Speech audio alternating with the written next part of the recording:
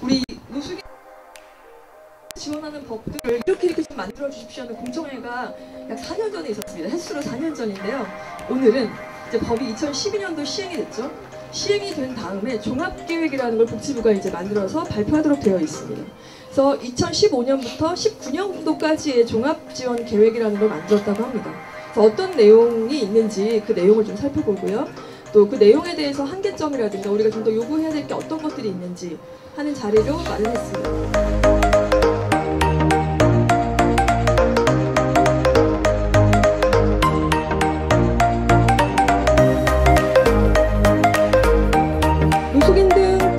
기획안 개요와 문제점을 발제해 주실 홈리스 행동 상임활동가 이동현 활동가 오셨습니다. 제가 앉아있는 순서대로 말씀을 드릴게요. 그리고 이동현 활동가 바로 옆에 전국 노숙인 시설협회 교육위원장 그리고 대전 쪽방 상담소 소장을 맡고 계신 조부환 선생님 오셨습니다. 대전에서 멀리 올라오셨네요. 그리고 저희가 왜 노숙인 법을 만들면서 노숙인과 불황인이 똑같은 사람들인데 왜 자꾸 분리를 시켜놨느냐 그런 얘기 굉장히 많이 했잖아요. 그래서 아주 오랫동안 우리 홈리스 쪽에서 역할을 해오신 그 한국 노숙인 복지시설 협회 사무처장 이문경 선생님 오셨습니다. 자, 그리고 제 오른쪽입니다. 선생님들 보시는 왼편에 계시는 분인데요. 저희 오늘 말씀을 좀 많이 들을 것 같기도 한데요. 보건복지부 자립지원과 사무관 김창환 선생님 오셨습니다. 요즘에 많이 얼굴을 좀 보이는 분이시죠? 그 옆에는 서울사회복지공익법센터 김도희 변호사님 오셨습니다. 자, 그리고 우리 대표 선수입니다. 동자사랑방 회원이시고요. 여기 쪽방에 거주하시는 차재설 선생님 오셨습니다. 저희 지금 자료집 중에 토론 맡아주시는 김대희 선생님이 지금 오시는 중이라고 하는데요. 일단 발제부터 듣고 하겠습니다. 진행 상황 잠깐 말씀드리면요. 저희가 조금 늦게 시작했으니까 발제를 약 20분가량 하고요. 토론자분들께는 약 5분 정도. 네, 그거 약간 오버하셔도 상관없겠습니다. 네, 그렇게 진행을 하도록 하겠습니다. 먼저 이동현 활동가 그 노숙인 등의 복지 및 자립지원 종합계획에 대한 문제점 그리고 개요에 대한 발제 들어보도록 하겠습니다. 박수로 좀 맞아주십시오.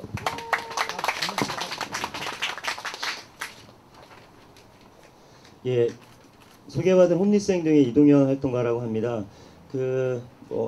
자료집에 나와 있는 거 보셨겠지만 되게 어렵죠, 말이. 그리고 이것저것 여러 가지 정책들 전부 다 이제 망라해서 쓰다 보니까 쓰는 저도 힘들었고 보시기 되게 힘들 것 같은데 일단은 보시는 순서는 역순으로 42페이지 뒤부터 있는 복지부에서 만든 노숙인 복지 종합계획 안을 먼저 이렇게 보신 다음에 이제 제가 쓴 글을 보셔야지 좀 이해가 되실 텐데요. 어쩔 수 없이 종합계획안을 보셨다라고 간주하고 말씀을 드릴 수밖에 없습니다. 다만 말씀 중에 중간중간 내용에 대한 소개를 같이 하도록 하겠습니다. 제가 드리는 말씀은 복지부가 작성한 종합계획안에 대해서 홈리스 행동의 입장에서 어떤 점이 문제가 있고 어떻게 바뀌어야 된다 이런 말씀을 드리게 될 것 같습니다. 발제 시작하도록 하겠습니다. 일단 노숙인 등 복지 및 자립지원에 관한 종합계획이란 건 노숙인 등 복지법에 정해져 있어요. 저희 익숙한 게 옛날에 61년인가요? 2년부터 경제개발 5개년 계획 이런 말씀은 좀 익숙하시죠? 그래서 5년마다 개발 계획을 세워서 그걸 계속 갱신하고 이랬던 적이 있는데 마찬가지로 노숙인 등 복지법에도 5개년 종합계획을 만들어라 이런 내용이 들어 있습니다. 왜 그런 거 하니 해마다 계획을 세우다 보면 그해 계획하고 사업 천획이 급급하겠죠. 그러다 보니까 좀 멀리 시야를 가지고 멀리 바라보고 좀 중장기적인 계획을 세우기 위해서 종합계획을 만들어라 라고 되어 있고 법이 11년도에 만들어졌으니까 올해가 15년이죠. 4년이 조금 지난 지금 시기에 이제 종합계획이 수립되고 있는 중 아직 확정은 안 됐다고 합니다. 그래서 마련되고 있는 중에 있는 내용을 가지고 제가 제 의견을 말씀을 드리도록 하게 되는 겁니다. 근데 이 법률에 보면 공청회라든지 이런 것을 하도록 되어 있지는 않아요. 국무총리실 산하에 사회보장위원회라는 게 있거든요. 각 부처 장관들이랑 뭐 전문가 이런 사람들이 있는 거기에 승인만 받도록 하면 절차적으로는 문제가 없도록 되어 있습니다.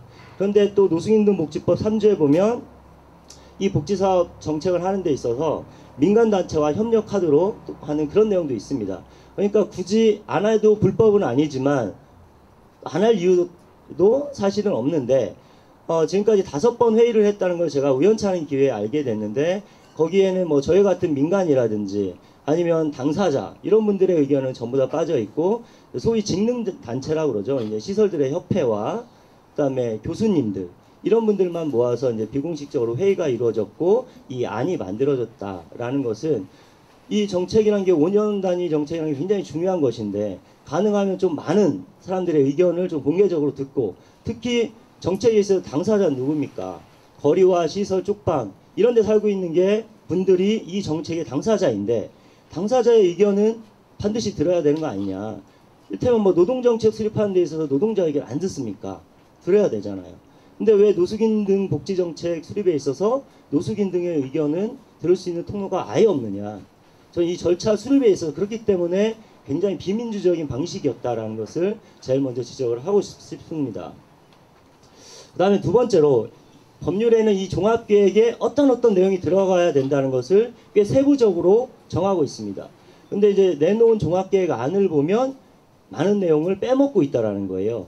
그래서 사실 종합계획 아니라고 하지만 미달한다 그런 평가를 하는 건데 첫 번째로는 돈을 얼마큼 마련해서 어떻게 쓸지 이 예산에 대한 계획이 아예 없습니다. 전쟁이 나왔는데 총이랑 총알 갖고 가야 되잖아요. 근데 이 예산 계획이 아예 없다라는 것은 계획의 내용이 어떠하든 여하간에 이게 과연 실행이 가능할까라는 점에 있어서 강력한 의문을 들게 하는 거죠. 그리고 두 번째로는 법률에는 노숙인 등이 증감과 관련된 사회적, 경제적, 인구학적 환경 및 변화에 대한 전망 이걸 넣으라고 되어 있어요. 그런 건 뭐냐면 어떤 경제적 뭐 실업이 많이 닥친다든지 인구가 폭발적으로 늘거나 준다든지 이런 것들이 아니면 주거 문제에 갑자기 변동이 생긴다든지 이런 게 노숙인 등의 수와 그리고 그들의 상태에 굉장히 영향을 줄 수 있기 때문에 여기에 대해서 예측을 하고 그에 따라서 준비를 하라는 의미겠죠. 그런데 이 내용이 아예 없습니다. 그리고 세 번째, 정신과적인 문제를 갖고 계신 분들이 많이 있고 이거는 사실 노숙 생활에 굉장히 힘들기 때문에 그에 따르는 어떤 부작용인 측면도 있는데 그러기 위해서는 이런 문제를 해결하기 위해서는 국가정신보건사업과 어떻게 연계할지 넣어야 됩니다. 근데 여기에는 그냥 지역정신보건사업과 연계해라 그런 내용만 있는데 이거는 사실은 복지부가 뭔가를 주도적으로 하겠다는 것이 아니라 지자체에 다시 한번 위임하려는 거 아니냐 이런 의구심을 갖게 합니다. 그리고 세 번째로는 정책 대상이 굉장히 좁다는 겁니다. 2011년도에 복지부가 용역을 줘서 전국의 주거취약계층 전수조사를 진행한 바 있습니다.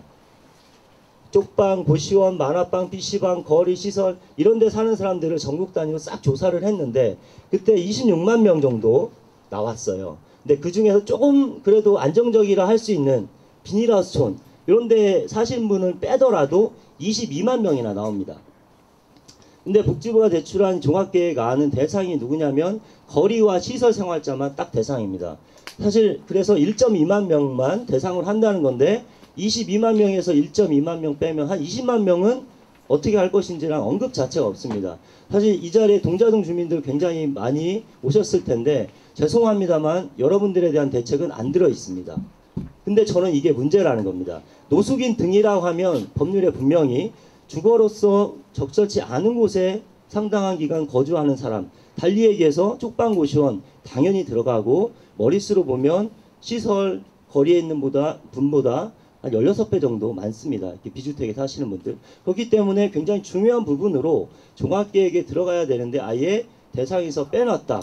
이건 굉장히 중요한 결격이라고 생각을 합니다. 그 다음에 목표라는 걸 세우게 되죠. 우리가 집을 지으려고 하더라도 일단 설계부터 만들어야 될 거 아닙니까?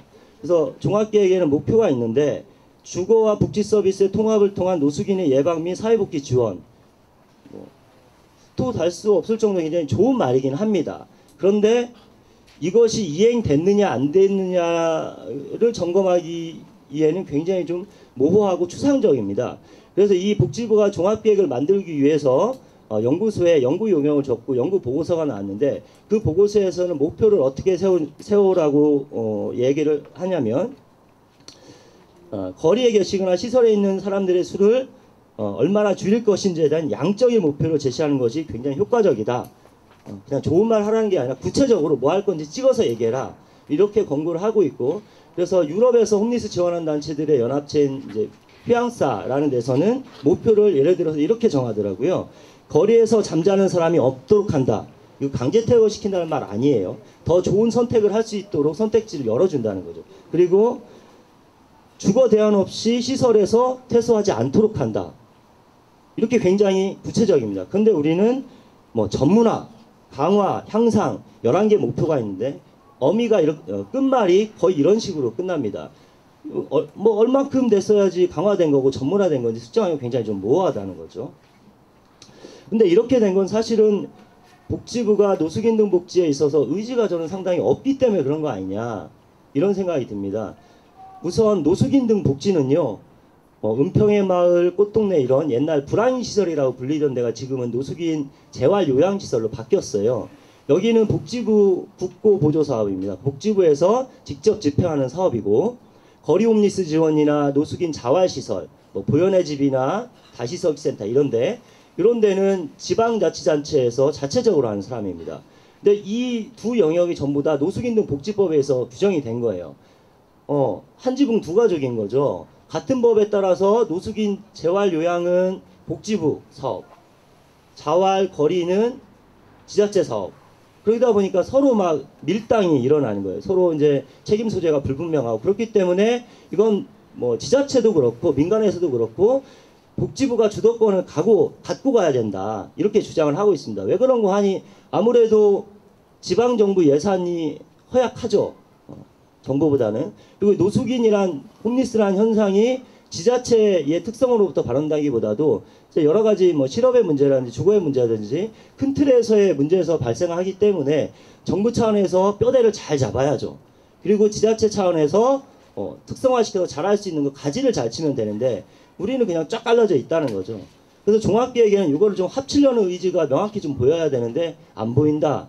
이게 저는 가장 큰 문제라고 생각하고, 이렇게 목표가 애매모호하고 추상적인 건 역시 그에 따른 원인 아니냐 이렇게 생각을 합니다.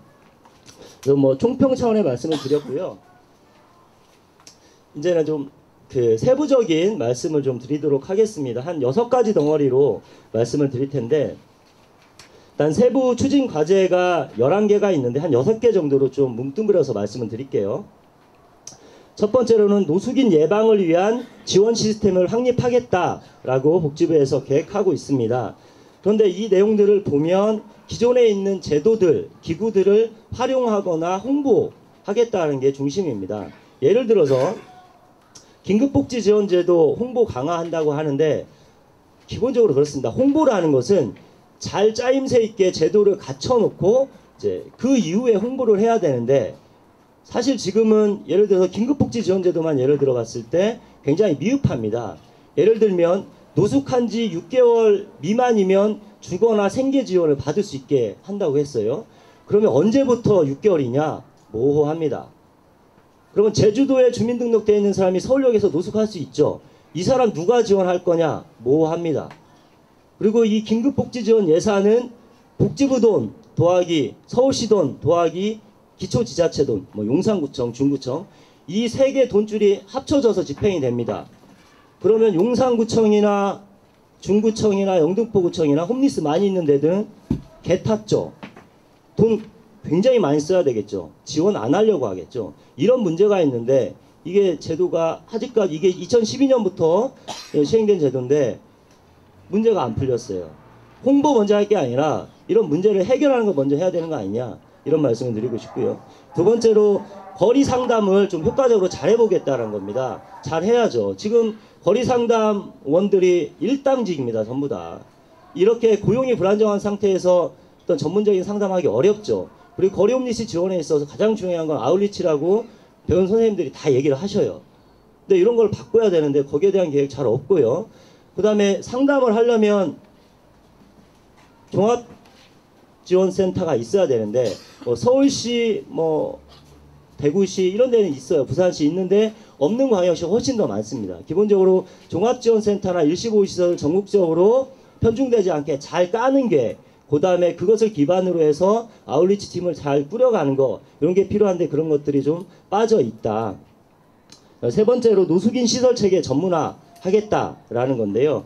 그 중에서 여러 가지가 있습니다만 여성 노숙인에 대해서 보호를 강화하겠다라는 것인데, 이것은 딱 보니까 일시보호시설 하나 설치한다는 것밖에 없어요.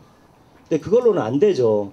여성 홈리스들은 남성 홈리스들과 굉장히 다른 특징들이 있죠. 그렇기 때문에 일자리나 급식이나 주거 이런 모든 영역이 여성의 시각에서 다시 한번 바라봐줘서 편성을 해야 돼요. 단지 일시보호시설 하나만 만들 게 아니라 여성의 시각에서 이런 것들을 다시 좀 바꿔야 되는데 그에 대한 좀 통시적인 시각이 없다. 이런 문제를 좀 말씀을 드리고요. 그다음에 청소년, 노숙인 등 복지법 시행규칙에 따라서 18세 안 넘으면 노숙인 등 복지 지원 못 받게 돼 있습니다.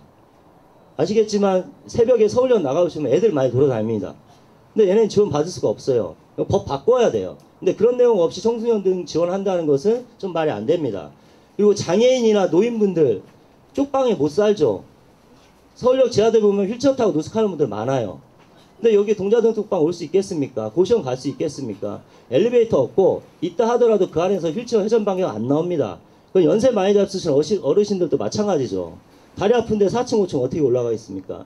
그랬을 때 이제 무장애 주택이라든지 이런 것들이 필요한데 그것을 어떻게 공급하겠다 이런 계획들이 전혀 없는, 굉장히 좀 많이 비어있는 부분이 있다. 그리고 마지막으로 쪽방 상담소는 노숙인 등 복지법에 따른 노숙인 시설 중에 하나입니다. 근데 노숙인 등 복지 정책에 있어서 계속 서자 취급을 받고 있어요. 그건 아까 복지부가 지원 대상을 1.2만 명 쪽방인 거 다 빼고 치고 있는 그런 데서 기본적으로 발언하는 문제라고 생각하는데, 쪽방 상담소가 갖고 있는 역할이 거의 없습니다.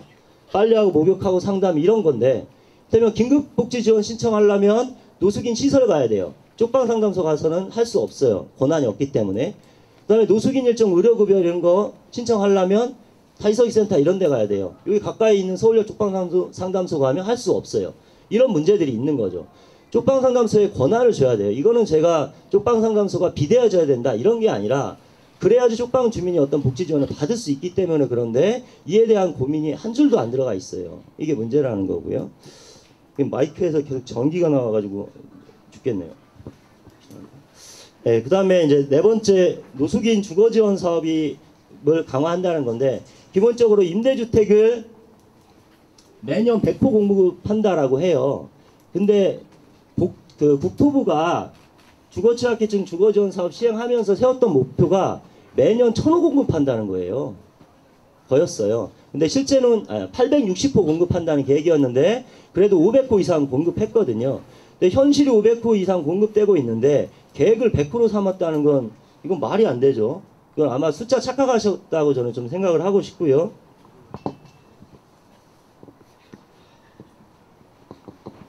예, 그 다음에 지원주택이란 게 있습니다.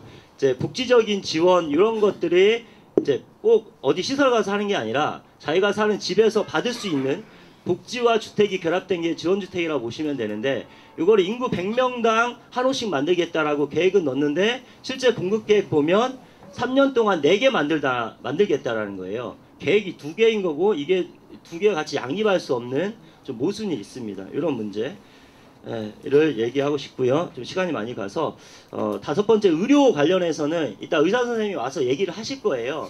그래서 제가 그 토론문 보니까 제 의견이랑 별로 안 달라서 그거는 과감히 좀 패스를 할 텐데 한 가지만 말씀을 드릴게요. 기초수급자 노숙인 기초수급자는 의료급여 1종, 2종 이런 거 받죠.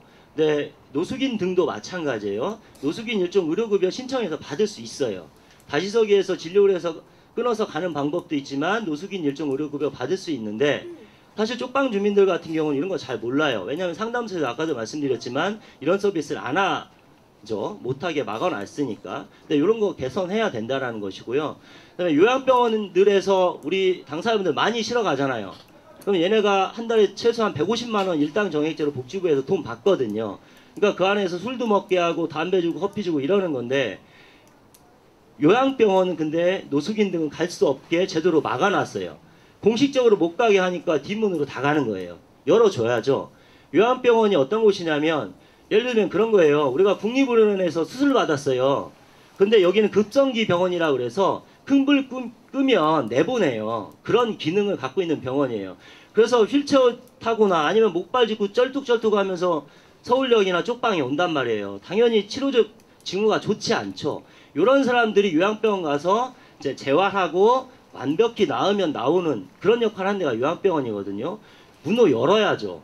그런 데를 갈 수 있게 문호를 열어놔야지. 이런 그 장사하는 요양병원들이 뒷문으로 홈리스를 안 데리고 간단 말이죠. 그래서 문을 그것 좀 열어야 되는데, 역시 그 문을 열겠다는 계획은 없다. 이게 좀 문제인 것 같습니다.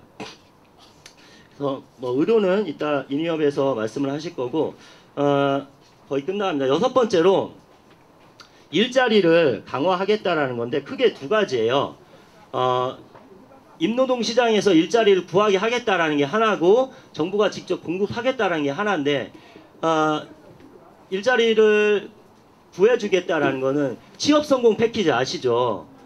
거기 가서 이제 일자리 상담 받고 교육 받고 해가지고 취업하라는 건데, 사실 취업 성공하기 굉장히 어렵습니다. 근데 그거를 다시 한번 강조한다는 게 어떤 의미냐? 새로 뭘 하겠다는 거로 좀 안 보인다는 문제가 있고, 두 번째로 일자리 직접 공급하겠다는 거는 자활센터 가라는 거예요. 근데 요즘 자활센터 뭐 여기 계신 당사자분들이 잘 아시겠지만 거기 일자리 없어서 난리예요. 그래서 거기 있는 사람들도, 조건부 수급자들도 다 고용노동부 보내가지고 취업성공 패키지 하게 하거든요. 근데 여기에 다시 이제 노숙인 등 밀어 넣겠다는 건데, 지금도 그 자활사업 지침에는 노숙인 등을 우선 배정하게 들어가 있어요. 들어가 있는데도 일자리를 못 받고 있단 말이죠. 근데 그런 얘기를 다시 한번 동어 반복한다는 게 어떤 이제 현실적인 대책으로 이어질 수 있겠는가, 좀 어렵다는 거죠. 그리고 특히 노동 능력이 좀 없는 사람을 이렇게 자활센터 보내신다고 하는데, 근로유지형 자활근로라는 거 있잖아요. 빗자루 들고 살살 하는 일, 그런 거. 그 남영동 사무소에서 하는데, 남영동 사무소 이런 데 빼고는 없어요, 이런 일자리. 여긴 그래도 쪽방이 있으니까 그런 일이 있는데, 딴 데는 그런 일을 안 주고 있는데, 복지부에서 정책적으로 전체 예산의 5% 미만으로 하도록 강제를 하고 있습니다. 정책적으로 없애는 일자리에 정책적으로 들어가게 하는 부조화가 발생하는 거죠. 좀 모순이 있다라는 거예요. 그 당사자분들이 일을 하면서 제일 힘들어하는 게, 돈은 적어도 좋겠으니까 좀 장기적으로 시켜달라. 특별자활근로 잘 아시겠지만 한 달씩 끊어서 가고 최장 6개월밖에 못합니다. 한 50만 원 돈 받으면서. 그리고 노숙인 일자리 사업 이런 것도 12달 안 시켜요. 퇴직금 안 주려고. 좀 오래 일 시켜달라는 건데 거기에 대한 계획이 아무것도 안 들어있어요. 그런 부분이 좀 개선돼야 된다는 거고, 마지막으로 그런 총괄적인 얘기를 좀 드리고 싶은데, 서두에 말씀드린 것처럼 좀 같이 좀 세워보자는 거예요. 그러니까 홈리스 정책에 있어서 노숙인 복지 시설도 하나의 주체이고 정부도 하나의 주체이고, 그리고 또 하나 빼놓을 수 없는 굉장히 중요한 주체가 당사자입니다. 그리고 당사자들의 의견, 현실, 여기로부터 뭔가 이제 계획이 뽑아 올려지지 않으면 좀 겉돌 수밖에 없다. 그런 겁니다. 그래서 계획 수립할 때 지금은 뭐 계획이 완전히 안 썼다고 하니까 그렇더라도 뭐 그래도 오늘 좀 말씀을 잘 해주셨으면 좋겠고, 계획이 좀 쓰면 그때 뭐 공청회가 됐든 뭘 좀 합시다 해가지고 우리 당사자분들 이야기가 잘 들어가가지고 계획도 좀 멋지게 좀 세우고 실행도 좀 제대로 될 수 있는 그런 계획을 좀 세워주셨으면 하는 바람입니다. 감사합니다.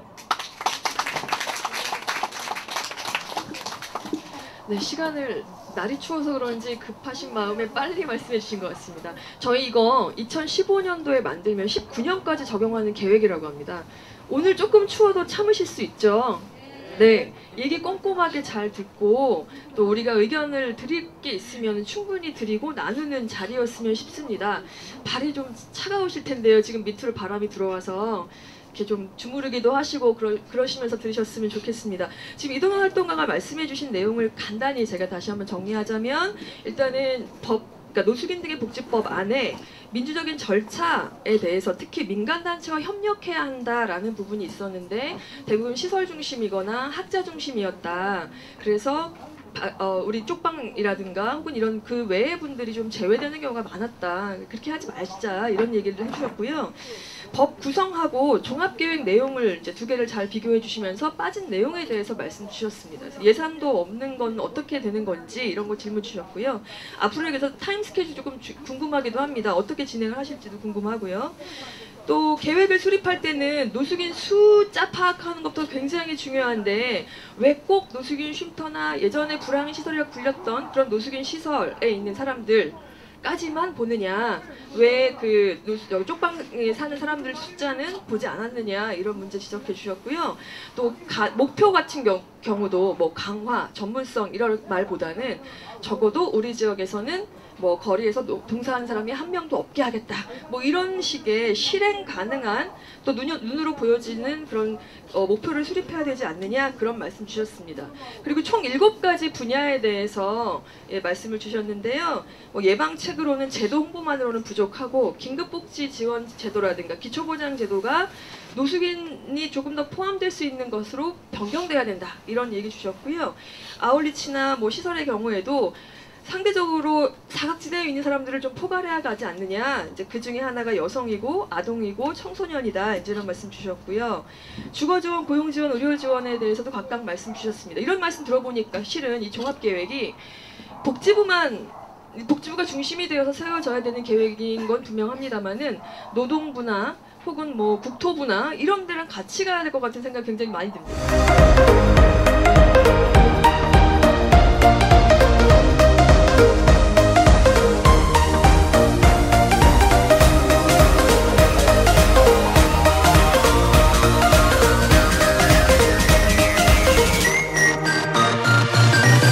차재선 선생님 발언 듣겠습니다. 네. 첫째, 노숙인 등의 65%를 차지하는 쪽방 주민을 위한 정책은 없었다. 노숙인 등 복지 종합 계획이 만들어지고 있다고 해서 거리 노숙인을 위한 계획이라고 생각했습니다. 그런데 공부를 해보니 노숙인 등에는 우리와 같은 쪽방 주민, 고시원 주민 등 주거지로 적절하지 않는 곳에 사는 사람들이 포함된다는 것을 알게 되었습니다. 종합계획 안에는 거리 노숙인과 시설, 수용에 대한 계획은 있어도 쪽방에 대한 계획은 없었습니다. 노숙인 등의 범위를 축소한 이유는 무엇인가요? 둘째, 탈노숙과 노숙 예방을 위한 쪽방촌은 꼭 필요합니다. 거리 노숙인들의 방을 마련해주고 수급권을 받거나 일자리를 얻는 것을 도와주면 80% 넘게 자립할 수 있습니다. 한 사람을 시설에 수용하는 것보다 그 사람이 살만한 동네를 마련하는 것에 대한 고민해 주시기 바랍니다. 쪽방촌의 의료, 복지, 주거, 고용 등의 지원을 할 수 있는 기관을 마련해 주시고 수급을 받지 못하는 주민들도 위에 의료 지원과 일자리를 마련해 주셔야 합니다. 그렇게 하면 반대로 거리 노숙으로 갈 위험에서 한 사람들도 쪽방촌을 통해 다시 자립할 수 있게 될 것입니다. 셋째, 일행 공공임대주택을 준비해 주셔야 합니다. 쪽방이나 고시원은 평생을 살기에 적절한 곳이 아닙니다. 쪽방은 거리 노숙을 벗어나기 위한 일시 숙소로 이용되어야 하고 사람은 주택의 기준에 맞는 곳에서 살아야 합니다. 거리 노숙인과 쪽방 주민들은 대부분 1인 가구라고 1인 가구에 맞는 싸고 작은 방을 만들어 임대하는 계획이 필요합니다. 이것이 노숙인 등의 자립과 복지를 위해 꼭 필요한 생각입니다. 넷째, 당사자의 몫을 반영해 주셔야 합니다. 이번 종합계획을 만들어서 복지부의 시설 협회장님들이 모여 회의를 했다고 들었습니다. 계획안의 주인은 노숙인 등, 그렇다면 당사자들이 몫을 들고 사는 모습을 보고 필요한 요구를 모아서 계획을 짜는 것이 저는 합당하다고 봅니다. 그렇다면 거리 노숙인 시설, 수용시설이 있는 노숙인 쪽방 및 주거 지역 계층의 주민들을 모아 어떤 생활을 하고 있고 어려움이 무엇인가를 여야가 문제를 갖고 논해야 되고 문제를 해결할 방법까지도 함께 논의하는 자리를 만들어 주셔야 한다고 생각합니다. 쪽방촌에 살면서 느끼는 3가지 문제를 이야기하겠습니다. 주거 문제. 쪽방은 좁고 열악합니다. 그러나 지친 몸이 남아 누울 수 있는 공간이 쪽방입니다. 그런데 쪽방이 줄어들고 있습니다. 각종 개발 정책과 용도 변경으로 주민들을 쫓아내고 있습니다. 공공 쪽방 만들어서 쪽방의 수를 유지해 주셔야 합니다. 의료 문제, 동자동에는 비수급자도 많습니다. 돈이 없어서 당뇨 약주차 못 먹고 아파도 병을 못 가는 사람들이 있습니다. 이분들은 노숙인 의료급여 일종의 혜택을 받아야 합니다. 일자리 문제, 양질이 일자리는 원하지도 않습니다. 마음 편히 꾸준히 일할 곳이 필요합니다. 5개월 6개월에 단기해갖고 끝나면은 그 사람은 또 한 번 실망의 자리에 있을 수가 없습니다. 끝까지 작은 보수라도 끝까지 받고 우리가 살아야 되고, 저 이 얘기 끝에 한 단면을 얘기하겠습니다. 저도 시설에 가보고 여러 가지로 했지만 시설의 문제점은 힘이 약한 자는 두들겨 맞고 패고 자기네들이 말을 안 들으면 노예나 비슷한 처지의 그 모습을 저는 받고 왔습니다. 우리의 모습은 이 작은 공간은 우리가 5평에서 8평의 공간을 제2의 도약의 장소로 해주셔야 그들이 이 받는 수고로 모든 연료대 모든 거 할 수 있지, 너무 큰 평수로 간다고 그 다 감당을 못합니다. 그러나 정부는 하기 좋은 소리로 우리한테도 조건부 일을 하는데 심한 근로로 가라. 심한 근로에 또 하나의 약점이 있습니다. 한 사람이 자기 차를 원해서 그 훈련을 받고 제2의 단계 200만 원에 그 돈이 없어 제2의 도약을 못했습니다. 정부는 교육을 받으러가고 교육을 받고 나면 그 다음에 단계 돈을 준비해주고 모든 절차를 하지 않고 무조건 우리들은 코리로 내가고 뭐 안 했다 뭐 불평만 하지 마시고 진정 와서 이 뜨거운 얘기를 듣고 당신네들이 그 높은 자리에서 호요식하는 그 말을 말고 정말로 주민을 위한 정책을 위한 정책이라면 나와서 보십시오. 너무나 분하고 어리석을 때 많습니다. 우리 일도 하다 보면은 이 시간을 줄여서 1년에 퇴직금을 안 주려고 하는 여러 가지 정책을 받았습니다. 우리 하는 시간은 하루에 6시간, 8시간이 돼갖고 1년을 하지 않으면 퇴직금이 없습니다. 그러나 시키는 것은 마음대로고 엿장수 가위질을 할 때는 언제고 사람을 했으면 희망의 연대를 줘야 되는데 무슨 희망의 연대를 준다고 그 노숙인들 수급자들 갖고 욕하는 그들을 볼 때 진정 대권의 주자들이 여기 와서 이 토론의 장소로 와서 해야 정당하다고 저는 봅니다. 감사합니다. 그러니까 노숙인 의료급여 일종을 신청할 때도 그렇고 임시주거비 지원을 신청할 때도 그렇고 쪽방 상담소를 통해서 신청할 수 있는 건 아무것도 없습니다.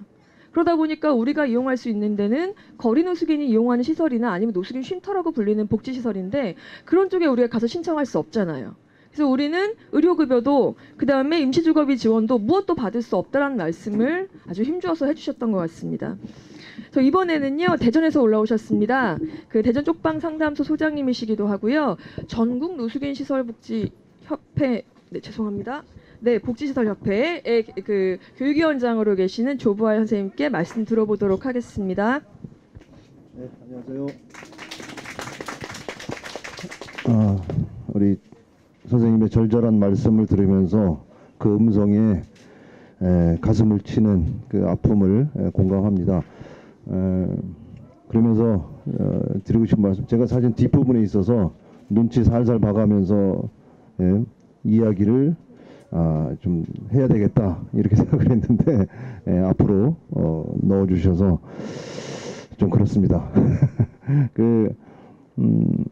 전국 노숙인 시설협회입니다. 복지시설협회는 아니고요. 전국 노숙인 시설협회는 여러분들이 잘 아시는 일시보 시설, 노숙인 종합지원센터, 노숙인 자활시설, 그리고 이제 쪽방 상담소 이 시설 유형들이 모여서 만든 협회고요. 특히 오늘 제가 발제하신 이동현 선생님의 발제문을 받고 이거 조목조목 이렇게 잘 따져주시고 또 이야기해 주셔서 참 감사하다는 마음을 지난주에 발제문을 받고 가졌습니다. 저희 협회에서 먼저 좀 이런 것들을 했어야 되는데 아직 그 협회가 그만한 실력이 안 돼서 못하고 있었는데 이런 자리를 만들어 주셔서 특별히 감사를 드립니다. 발제문을 읽으면서 그 내용은 전반적으로 제가 다 동의를 하고 또 제 토론문에도 거의 비슷한 내용들이 들어 있습니다. 몇 가지 뭐 좀 동의반복 같은 말을 반복할지라도 용서해 주시고 좀 들어주셨으면 감사하겠습니다. 계획이라고 하는 것은 먼저 현재 상황 또 앞으로의 전망, 사회의 발전 방향이나 이런 것들을 잘 살피고 세워져야 한다고 생각합니다. 특히 계획이라고 하는 것은 현재 현장이 어떻게 굴러가고 있는지 그것을 살펴야 된다고 봅니다. 오늘 김창완 사무관님도 나와 계시지만 또 복지부뿐만 아니라 제가 우연찮게 안전행정부에서 몇 개 부처를 이렇게 초청해서 또 시설 종사자들과 함께 토론할 몇 번의 기회가 있었을 때 제가 드린 말씀이 있습니다. 뭐냐면 실행 부처의 실무자들이 사실은 각 부처가 좀 협력할 수 있는 구조를 만들기 힘들다. 그러면 장관 회의나 이런 것을 통해서 좀 그런 어떤 의견을 나눌 수 있는 그리고 업무 협조를 할 수 있는 그런 구조를 만들었으면 좋겠다라는 제안을 여러 번 했습니다. 특히 노숙인 사업에서 간접적으로 간접적은 아니죠. 직접적으로 관계가 되는 세 개의 부처가 있죠. 복지부는 말할 것 없고 국토부 또 뭐죠? 고용노동부 그리고 뭐 거기다 하나 더 보태면 기재부 정도가 되겠죠. 근데 이 세 개 부처가 다 따로따로 돌잖아요. 그러다 보니까 주거 문제 하면 국토부에서 해야 되는데 뭐 어떻게 할 방법이 없습니다. 사실은 고용 문제 해결하자, 주거 문제 해결하자 아무리 외쳐도 그 부처 간의 협조가 되지 않으면 참 힘듭니다. 그것이 또 부처의 우리 김창완 사무관님이나 주무관님들을 통해서 가능하다고 저는 보여지지가 않습니다. 그래서 그런 제안들을 한 적이 있고요. 또 하나는 제가 이제 김창완 사무관님에도 여러 번 말씀을 드린 것 같아요. 어떤 자리에서 현장의 이야기들을 경청하고 의견을 나눌 수 있는 그런 공식적인 자리가 만들어져야 된다. 그래서 흔히 말하는 민관 협력 체계, 거버넌스를 좀 형성했으면 좋겠다. 이런 것들이 좀 정기적으로 이렇게 이야기가 되어지고 그런 것들이 계획에 반영됐으면 좋겠다라는 그런 말씀을 드린 기억이 있습니다. 그런데 아직 그런 것들이 좀 구체적으로 이렇게 나오지 않아서 저도 참 서운한 생각을 가지고 있고요. 이번 다른 부분들은 좀 중복되니까 좀 생략해가면서 이야기를 하겠습니다. 많은 부분 구체적인 이제 계획들을 놓치고 있는데요. 그것이 뭐냐면 주류 복지 체계와 연계를 하겠다라고 하는 계획이 나와 있어요. 그런데 사실은 아까 발제자께서도 말씀하셨지만 현재 우리 전달 체계 어떤 체계가 제대로 잡혀 있지가 않은데 이렇게 하겠다 저렇게 하겠다라고 하는 것이 굉장히 허공을 치는 소리에 지나지 않을 수밖에 없는데요. 기왕에 만들어진 시설들도 사실은 굉장히 뭐랄까요, 평균 이하의 구조를 가지고 있습니다. 잘 아시지만 여기 서울역 쪽방상담소는 굉장히 좋아졌어요. 여기 센터도 생기고 이렇게 좋아지긴 했지만 대부분의 시설들이 평균 이하의 시설을 가지고 있어요. 노숙인 시설도 마찬가지고 한 사람이 시설에 들어가도 개인적으로 생활할 수 있는 그런 면적이라든지 아니면 쾌적한 생활을 할 수 있는 그런 조건들이 갖춰지지 있지 않습니다. 이것은 또 아까 말씀하셨던 이제 중앙정부 사업과 또 지방정부 사업으로 또 이렇게 나누어 분절된 그런 재정 체계 때문이기도 합니다. 많은 부분 제가 또 지방에서 왔잖아요. 대전에서 왔잖아요. 또 서울하고 지방은 또 다릅니다. 경기도를 가보면 경기도에 있는 기초단체들이 굉장히 많거든요. 근데 그 기초단체마다 다 달라요. 예를 들어 이제 시설의 조건이나 아니면 종사자의 처우나 이런 건 다 다릅니다. 사실은 이런 체계조차도 아직 갖춰져 있지 않아요. 강원도에 있는 노숙인 시설이 2개가 있습니다. 전노 옆 산하에 그 시설 간에 두 개뿐이 없는 시설도 그 어떤 기준들이 달라요. 이런 부분들을 좀 어떻게 갖추겠다라고 하는 의지나 뭐 아직 뭐 이건 있습니다. 이게 종합 계획이 아닙니다.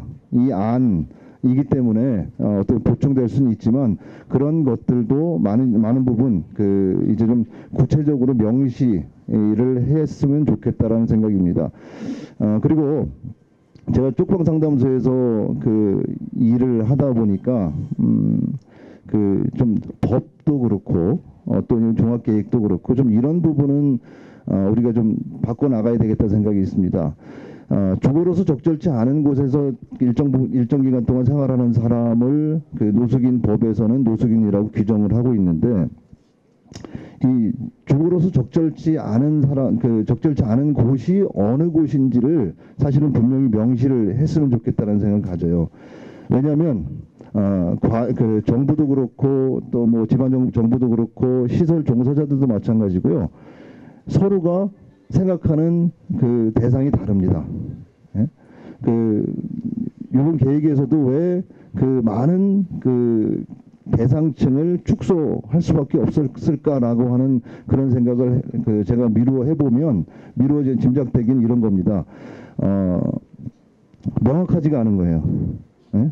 명확하지가 않기 때문에 굳이 할 필요가 없다고 생각하지 않았나라고 생각을 하면서 예를 들어서 주거로서 적절치 않은 곳을 우리는 흔히 비주거라고 이제 이야기를 하는데요. 여기는 많은 뭐 고시원도 있고요, 뭐 PC방도 있을 수 있고 또 만화방이나 그 기원도 있을 수 있습니다.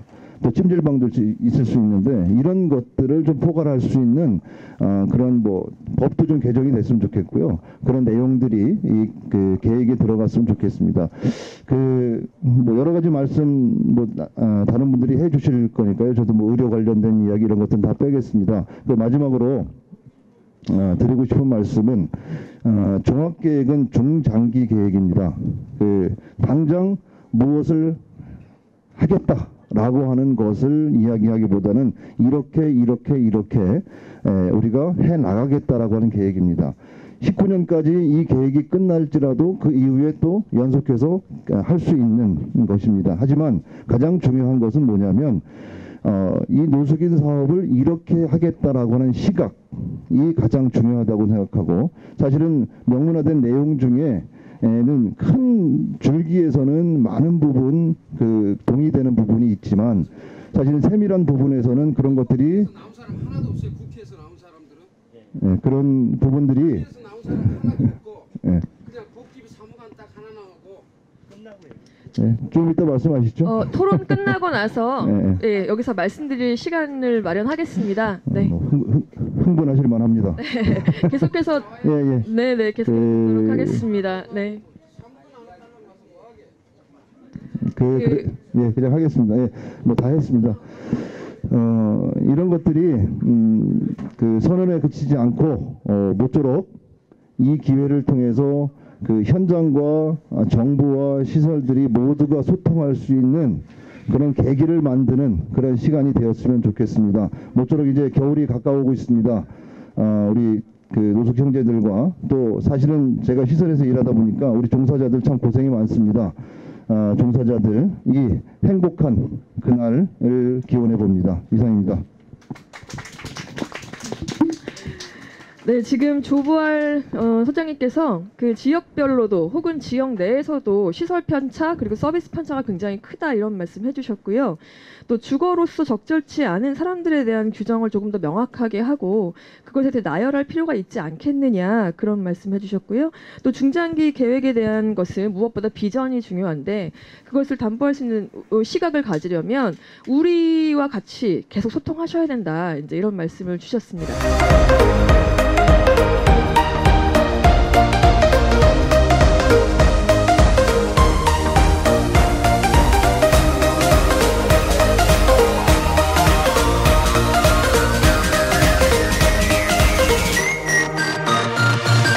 저희 그 이번에 세 번째로는 네, 한노협에 계시는 임은경 사무국장님 말씀을 좀 들어보도록 하겠습니다. 뭐 음으로 양으로 예, 공식 비공식적으로 어떤 정부의 이런 그 어떤 뭐 종합계획을 수립한다든지 뭐 기타 여러 일에 있어서 손과 발이 되려고 합니다. 그게 뭐 단순하게 우리 그 한노협의 이익이 되는 일이 아니라 전체를 위하는 일이라고 생각을 하고 열심히 참여를 했었던 부분이 있고 또 근데 뭐 우리 이 현장 또 이동 홈리스 행동을 포함해서 또 우리 협회를 그렇게 많이 오해하고 계시진 않구나라는 느낌이 들어서 다행이다. 왜냐하면 그간에 상당한 오해를 많이 받았습니다. 저희들 굉장히 무슨 뭐 저희 노숙인판에서 이제 부유하고 뭐 혼자 굉장히 잘 먹고 잘 살고 있는 것처럼 들 많이 생각하시는데요. 사실 그렇지 않거든요. 저희 뭐 같이 열악하고 지금 여기 서울에 모여 계셔서 저는 오히려 이게 이렇게 반대되는 현상인 것 같아요. 오히려 이제 막 시설이 막 부각되는 것 같아서 이제 현장에서 막 그 비제도권 안에 계신 분들이 막 목소리를 높여주시는데 사실 시설이 그러면서 오히려 더 좀 열악해지는 그런 부분도 없지 않나 그런 생각을 해보기도 하는데요. 어쨌든 이 종합계획이라는 것은 우리 협회도 계속 촉구를 했었던 부분이고 이거를 뭐 굉장히 완벽하거나 아니면은 잘 만들려고 하면 뭐 한두 끝도 없지 않겠습니까? 그래서 일단은 이런 공론회장 뭐 저희들 공통적으로 공감하는 것 같은데요. 공론회장이 없었다는 것, 없진 않았지만 부족했다는 것 이런 것에 대해서는 같이 다 반성해 볼 일인 것 같고요. 우리 협회도 그래서 뭐 법 제정 3년이 지난 마당에 어떤 것들이 달라졌는지에 대해서 토론회를 했지만 결국 거기서도 나왔던 얘기들은 종합계획 빨리 만들어져야 되지 않느냐라는 것들로 이제 현장의 목소리들이 많이 나왔습니다. 그래서 이런 것들이 지금 뭐 그렇다고 이제 정부가 아무 노력도 하고 있지 않냐. 제가 또 그렇게 살짝 발을 담궈서 보니까 그렇지만도 않습니다. 다 이유가 있더라고요. 그러니까 입장의 차이가 있는데 그 입장의 차이를 이런 장을 통해서 서로 나누고 서로 힘이 되어져야지 뭐 계속 뭐 저희가 대안도 없이 비판만 한다면 일은 앞으로 진척될 것 같지 않습니다. 그래서 저희도 물론 답답하고 부족하지만 열심히 뭐 도울 작정에 있고요. 그런 의미에서 우리도 현장에서도 이런 작고 또 크고 이런 목소리들 함께 내주셨으면 하는 바람을 가져봅니다. 겨울이고 오늘 굉장히 춥네요. 제가 추위 많이 타가지고 지금 얼어서 죽어버릴 것 같아요. 저 좀 어떻게 좀 도와주십시오. 네, 감사합니다. 네. 여기 이문경 국장님한테 차라도 한 잔. 네. 아마도 그 직능단체라고 불리는 것에 대한 자괴감이 있으셨던 것 같습니다. 네. 그래서 그런 말씀 좀 해주셨고요. 아직도 사실은 저희가 왜 법 만들었을 때 불황인과 노숙인 왜 자꾸 이렇게 분리해서 자꾸 가느냐 좀 합쳐주세요 했는데 아직도 그 요양재활시설 쪽은 중앙정부의 재정이 간다고 합니다. 그래서 이거 일어나야 되지 않는 것들도 아마 문제라고 이제 보이시는 것 같습니다. 그래서 그런 얘기해 주셨고요. 우리 같이 힘 합칠 테니까 따뜻하게 맞이해 달라시네요. 네. 저희 그래서 모셨습니다. 이번에는요. 저희 이제 시설 얘기 들었고요. 그다음에 쪽방에 직접 사시기도 하고 또 자활 사업에 참여했던 당사자 얘기 들었습니다. 이번에는 저희를 후방 지원해 주시는 분들입니다. 의료 지원 체계에 계시는 분들과 또 법률 그러니까 같이 해주시는 분인데요. 먼저 김대희 선생님 늦게 오셨어요. 김도희 선생님부터 하겠습니다. 서울 사육복지공익법센터의 김도희 변호사님 말씀 들어보도록 하겠습니다. 네, 안녕하세요. 방금 소개받은 서울 사회복지공익법센터의 김도희입니다. 제가 원래 이런 자리 잘 긴장해서 안 좋아하는데 그래도 오늘은 얼굴이 많이 익은 분들이 계셔서 편안하게 얘기를 할 수 있을 것 같아요. 발제자 발제문을 받고 깜짝 놀랐습니다. 일단 양이 엄청 방대하고 전범위에 걸쳐서 진짜 노숙인 홈리스 문제의 전범위에 걸쳐서 뭐 기술을 하시면서도 굉장히 꼼꼼하게 이제 빈틈없이 해주신 것 같아서 정말 놀랍고 대단하다는 생각이 들었고요.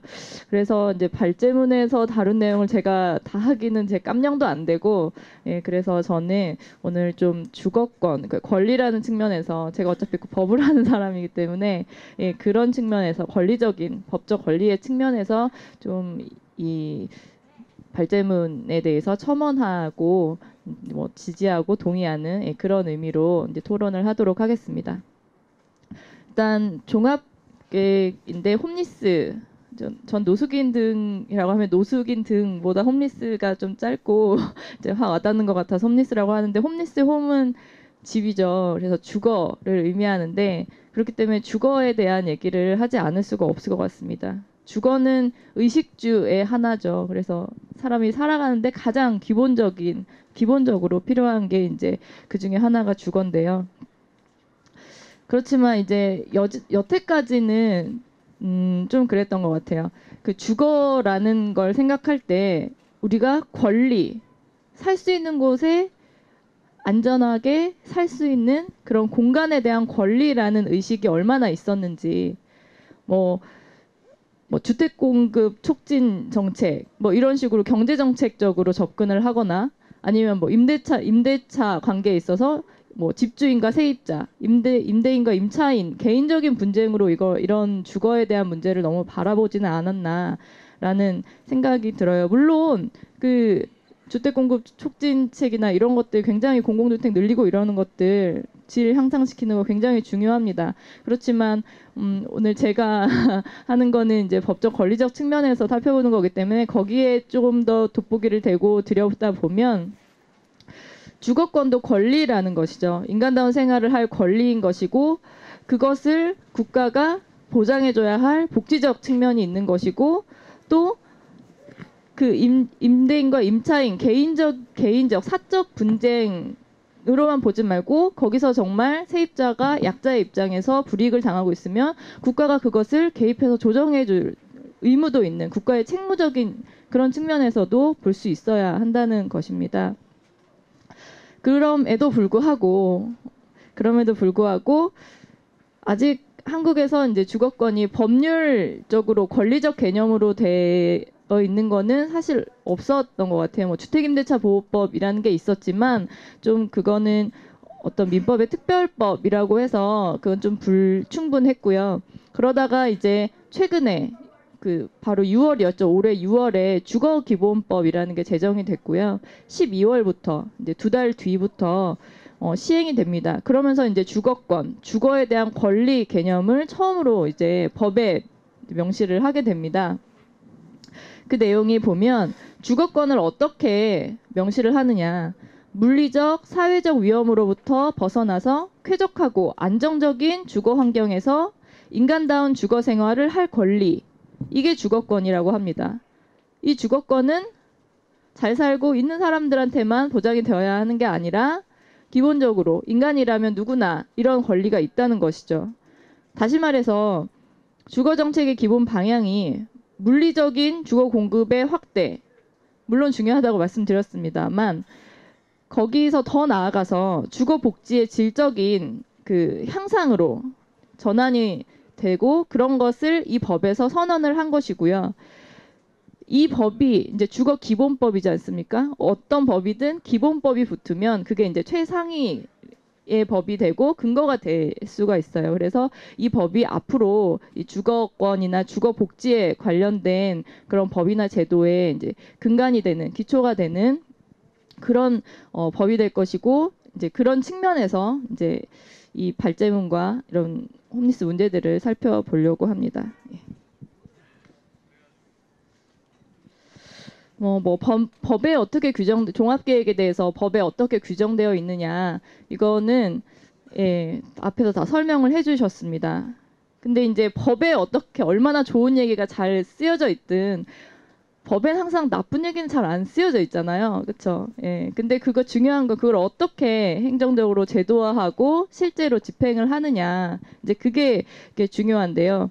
그런 의미에서 종합계획은 계획이기 때문에 2015년부터 19년까지의 그런 중장기적인 계획을 세우고 각 연도마다 이제 실질적으로 어떻게 그 홈리스 발생 예방 사후 관리, 재정 계획, 시설 확보, 복지 서비스 이런 것들을 세울 시행 계획의 근거가 되는 법이기 때문에 종합계획은 정말 그 중요한 것이라고 생각을 하고요.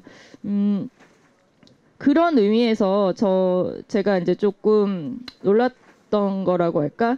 그 아직 미완이라고 하시지만 이제 여러분들이 말씀을 해주셨듯이 그런 노숙인 증감과 관련된 사회적, 경제적, 뭐 이런 인구학적 이런 변화와 전망을 대한 거, 그냥 가장 큰 거시적인 그냥 뜬구름 잡는 얘기라고 생각할 수 있지만 법에서도 항상 뭐가 문제된다, 이건 해석의 여지가 있다 하면 가장 먼저 보는 것이 이 법의 목적이 뭐냐, 이 법을 왜 만들었냐, 그걸 보는 거거든요.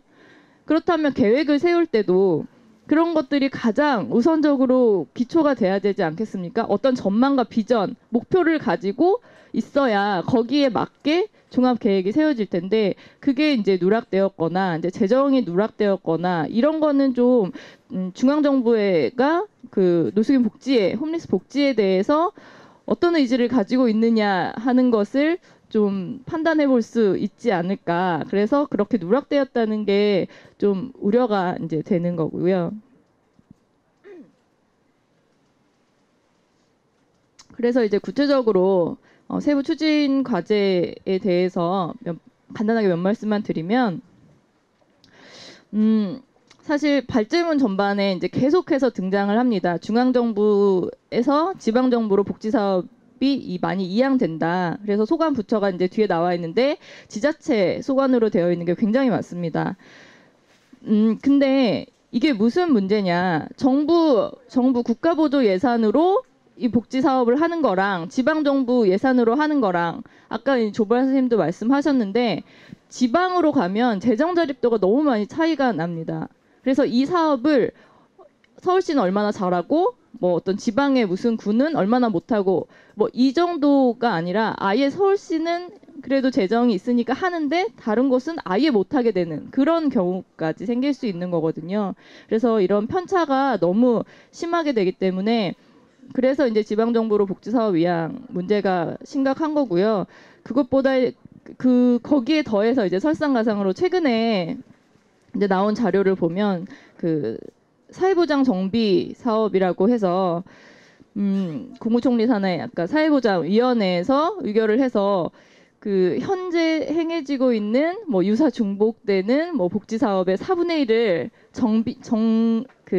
정리하라라고 하는 그 복지부의 얘기가 있었죠. 그래서 지자체에다가 지금 지자체에서 하고 있는 복지 사업의 4분의 1을 정리하라라는 것이 있었는데, 권고라고는 하지만 이게 정말 권고가 될지. 근데 이게 문제는 물론 그 지자체들에서 전시행정적으로 하고 있는 그런 중복적인 뭐 그런 이렇게 사업들은 좀 정리를 해야 되는 게 맞지만, 당장 그렇게 되면 내년부터 600만 명 이상의 사람들이 지금 받고 있는 복지 혜택이 없어지거나 줄어들거나 하는 상황이 발생되는 겁니다. 그래서 그렇게 될 수 있기 때문에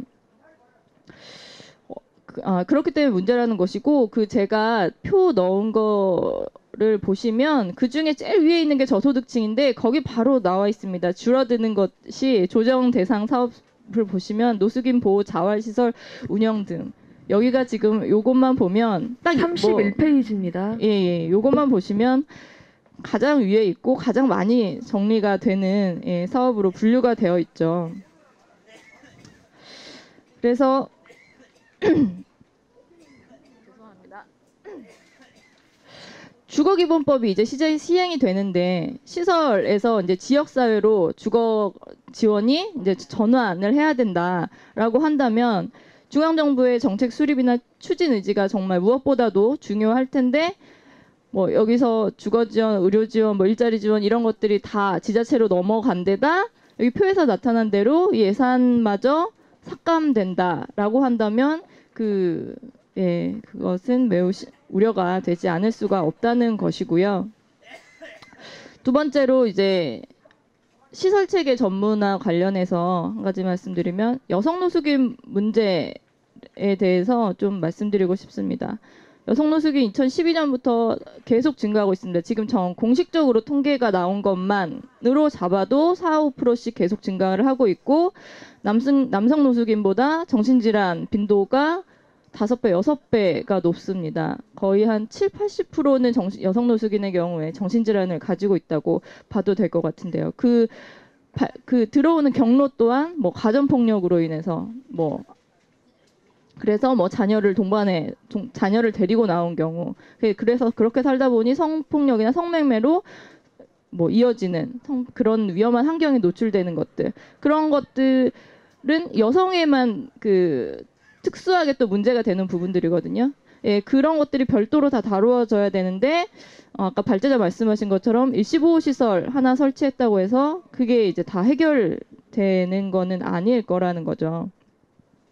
그리고 또 이제 노숙 기간 길어지면서 노숙 가정이 또 노숙인들끼리 이제 가정이 생겨날 수가 있고 거기서 또 2세들이 태어나는데 거기에 수반되는 자녀 뭐 임신, 출산, 양육 이런 문제도 전혀 이제 한 줄 이렇게 제가 봤더니 종합계획 안에 한 줄이 있는데 거기 안에 담기는 예, 너무 무리가 있는 것 같고요. 그렇다고 부모와 자녀를 그럼 분리해서 이제 다 각자 시설로 보낼 거냐? 그건 너무 정말 행정 편의적인 거잖아요. 그래서 이런 뭐 여성 노숙인뿐만 아니라 뭐 아동 청소년 외국인 뭐 이런 문제들을 정말 복지 그 사각지대가 무엇인지를 좀 정밀하게 판단을 하고 이게 파악을 하고 뭐 이 아이들 문제라고 하면 이 아이들의 복리를 정말 최우선적으로 생각해서 그런 차원에서의 고민이 좀 들어있는 종합계획이 필요하지 않을까라는 생각이고 예. 네. 죄송합니다. 아, 제가 미리 말씀을 좀 드려야 될 거 그랬습니다. 네.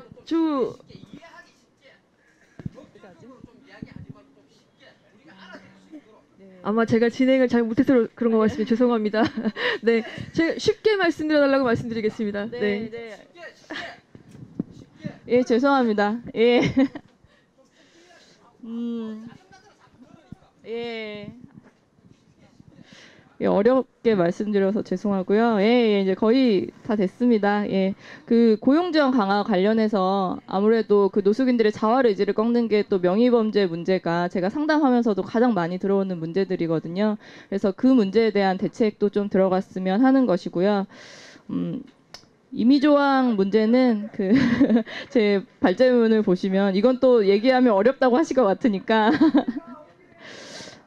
그 마지막으로 말씀을 드리면 이런 지원법, 복지법 이런 것에는 거의 예산상의 문제로 법안이 통과되려면 거의 임의조항으로 들어갑니다. 그러면은 이거는 해도 되고 안 해도 되는 그런 그런 문제로 우리가 그냥 다 받아들이고 넘어갈 거냐라는 건데 그보다 좀 적극적으로 우리가 해석하고 요구를 할 수도 있겠다. 어차피 그런 현실인 거를 다 알고 있다면 뭐 정책을 집행하는 데 있어서 뭐 이건 임의 규정이니까 못한다라고 말하는 그런 관행이나 또 법원에서도 이런 임의 규정으로 돼 있으면 그냥 다 뭐 행정청한테 일임이 되어 있으니까 하고 말고는 행정청의 문제니까 뭐 그거는 우리가 개입하지 않겠다라고 발을 빼버리는 그런 법원의 관행이나 이런 것들에 대해서 좀 바뀌어야 되고 거기도 우리가 목소리를 내야 되지 않을까 운동적인 차원에서 예, 그런 말씀을 드리고요. 네, 예, 길어졌으니까 마칠까요? 예. 쉽게 설명을 하시던 차에 지금 쉽게 설명해달라고 말씀하시면 나가버리셨네요.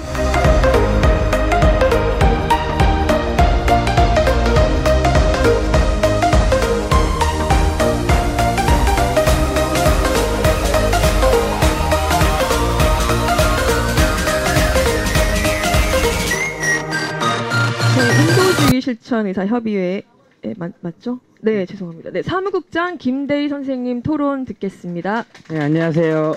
지금 소개받은 이니업의 사무국장 김대희입니다. 이번 노숙인 등 종합계획을 봤을 때 가장 큰 거는 의료 부분에 있어서 가장 큰 특징은 아까도 말씀해 주셨지만 일단 노숙인 등이 아니라 거리 노숙인을 대상으로 한 정책밖에 거의 없습니다. 쉽게 말씀드려서 여기 계시는 뭐 쪽방에 계신 분이라든가 이런 분들을 위한 정책은 거의 없다고 해도 과언이 아닐 정도로 순수한 거리 노숙인을 위한 정책밖에 없어가지고 그 점에서 가장 실망을 했고요. 하지만 일단 아까 뭐 말씀해 주셨듯이 그냥 비판만 했을 경우에는 발전이 없으니 함께 나가자 말씀해 주셨는데요. 그런 의미에서 저도 한번 이렇게 건설적으로 한번 이렇게 긍정적으로 바라보려고 해서 발제문을 좀 벗고 계획안도 봤습니다. 근데 계획안을 봤을 때 이제 그럼 거리 노숙인을 위한 대상 자체는 잘 되었느냐를 다시 한번 꼼꼼히 좀 따져보는데요. 일단은 안 자체가 몇 가지 없었습니다. 약 3가지 정도가 있었습니다. 근데 그 3가지의 제목만 봤을 때는 다 이렇게 동의할 수 있고 충분히 평상시에 저희도 주장해왔던 분야이기 때문에 큰 이견은 없습니다. 근데 그 세부 내용에 있어서는 약간의 좀 이견이 좀 크게 있을 것 같아서 말씀을 드리는데요. 일단은 의료 접근성 강화를 한다고 말씀을 하셨습니다. 여기 계신 분들 다 이렇게 병원 이용하기 힘드실 겁니다. 대부분은 일단은 수급자가 아니신 분들도 계실 테고, 그 다음에 수급자이라고 하더라도 노숙인 지정 병원이 아닌 그냥 기초생활수급자를 가시는 분이 더욱 많으실 겁니다. 왜냐하면 노숙인 수급자 같은 경우 숫자도 워낙 적고 되기도 되게 힘든 데다가 그렇기 때문에 그런 데다가 이 안만 봤을 때는 그런 거에 대한 내용은 없고 노숙인 수급자라고 하더라도 병원을 갈 수 있는 데가 사실 없습니다. 여기는 서울이니까 그나마 보건소 이외에 공공병원이 좀 있습니다. 하지만 뭐 지방으로 갈수록 공공병원 자체가 없기 때문에 보시면 여기 뭐 254곳에 전국에 254곳이 있다고 했는데 약 그중에 한 90%가 보건소입니다. 90%가 보건소인데 대부분 보건소는 밤에 열지 않습니다. 근데 아프시면 갈 데가 없는 거죠. 또 보건소 2차 병원 특징 중에 하나가 이런 흔하지 않은 과들, 피부과, 피부질환 되게 많지 않습니까? 피부과 이런 거 없습니다. 그래서 굳이 3차 병원을 가려고 하면 또 1차, 2차를 거쳐서 가야 됩니다. 이런 것들에 대해서 전혀 해결 방안이 안 된다는 거죠. 지금 계획안을 보면 한 10곳에 확대를 하겠다고만 하는데 254곳에서 10곳 확대해도 진짜 얼마 안 되는 숫자거든요. 그렇기 때문에 일단은 기본적으로는 현재 가용 가능한 모든 병원을 갈 수 있게 약간 바뀌어야 된다 생각을 합니다.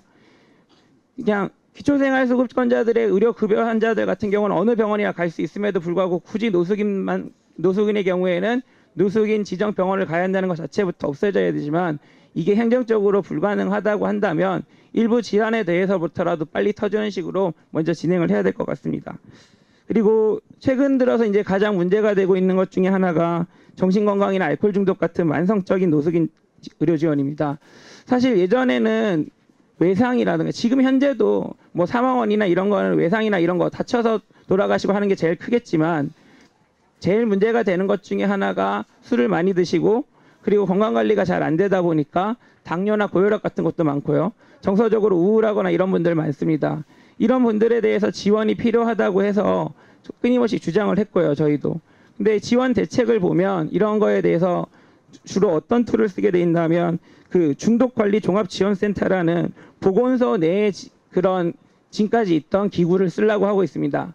근데 이게 중독관리종합지원센터 같은 경우는 대부분 자발적으로 찾아가야 됩니다. 낮 시간에 가서 본인이 등록을 하고 혹은 이렇게 등록 권유를 받더라도 본인이 등록을 한다고 말씀을 하고 그러고 난 다음에 거기 있는 프로그램을 이용해야 되는데 사실 낮 시간에 저기 뭐 자활 가시거나 아니면 뭐 진짜 거리 노숙인 같은 경우는 밤에는 너무 힘드니까 어떻게든 낮 시간에 막 쪽잠 자고 하셔야 되는데 이런 데를 찾아가 가지고 직접 자발적으로 나 여기 지원 받겠습니다. 이런 식으로 하기가 힘들다는 거죠.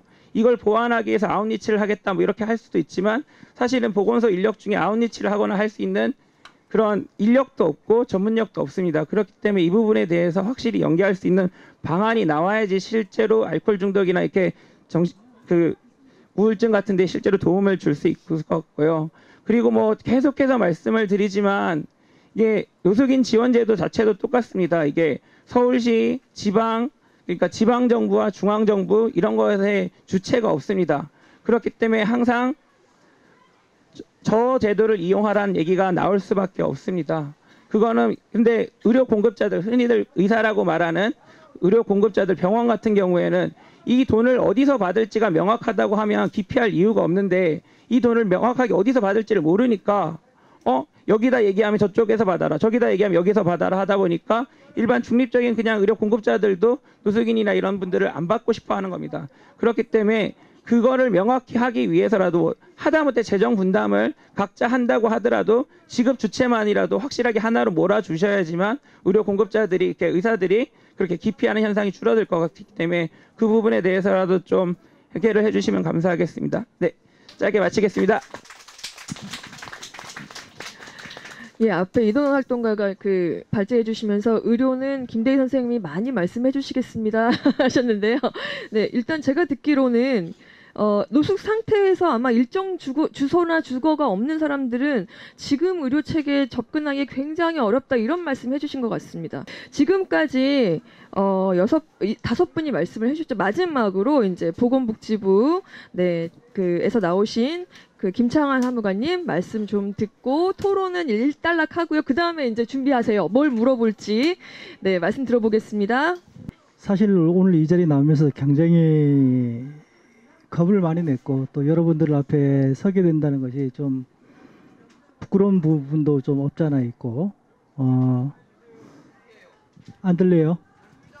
예, 죄송합니다. 제가 지금의 약간은 뭐 좀 흥분을 하다 보니까 목소리가 좀 작아지는 것 같아요. 조금 더 목소리를 더 크게 말씀드리겠습니다. 어쨌든 간에 그 종합계획서의 그 담당자로서 뭐 여러분들을 일단 만족시키지 못한 어떤 그런 계획서를 뭐 초안을 했다라는 어떤 그런 의미에서 여러분들한테 미안한 마음이 있다는 말씀을 먼저 전해드리고요.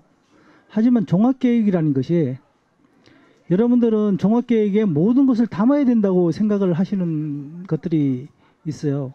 실질적으로 종합계획 부분에서는 뭐 새로운 것들을 많이 담는 부분도 있지만 실질적으로 어떤 계획이라는 것은 기존의 어떤 제도라든가 어떤 그런 것들을 좀 더 연결해서 얼마나 더 효율화시킬 수 있고 그런 부분에서 좀 더 발전할 수 있고 그런 것들을 찾아내는 것이 또 하나의 계획의 또 다른 어떤 그 목적입니다.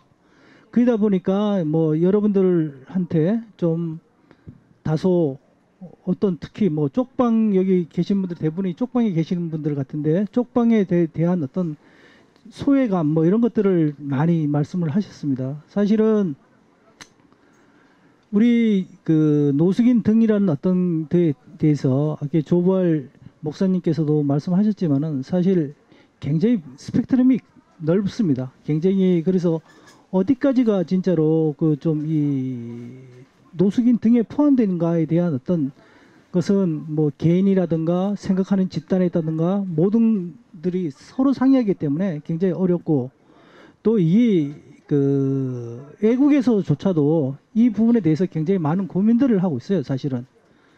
그러면 저게 지나가는 모든 사람한테 나 노숙인이야 이렇게 얘기하면 노숙인이 되는 어떤 그런 형편도 때에 따라 나올 수도 있는 어떤 여러 가지가 있거든요. 그래서 그런 문제들 때 그리고 국가의 재정이라는 것도 한계가 있는 겁니다. 사실은 한계가 있어서 그런 부분 때문에 또 저희들이 이번 그 1차년도 어떤 계획을 잡으면서 어떤 그 노숙인을 뭐 아까 얘기했듯이 쪽방에 사시는 주민들이 많이 배치되어 있다는 거 뭐 저도 동의하고요. 또 이렇게밖에 사실은 계획서가 나올 수밖에 없다는 점들도 여러분들도 좀 이해를 해주셨으면 합니다. 사실 오늘 발제문을 보고 굉장히 조금 제일 처음 받고 나서 굉장히 충격을 받았습니다.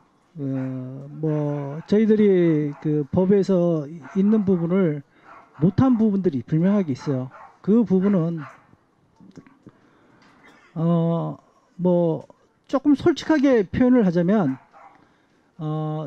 이 종합계획을 쓰는 사람의 어떤 뭐 소질이라든가 능력에 좀 한계도 분명하게 좀 있었을 거고요.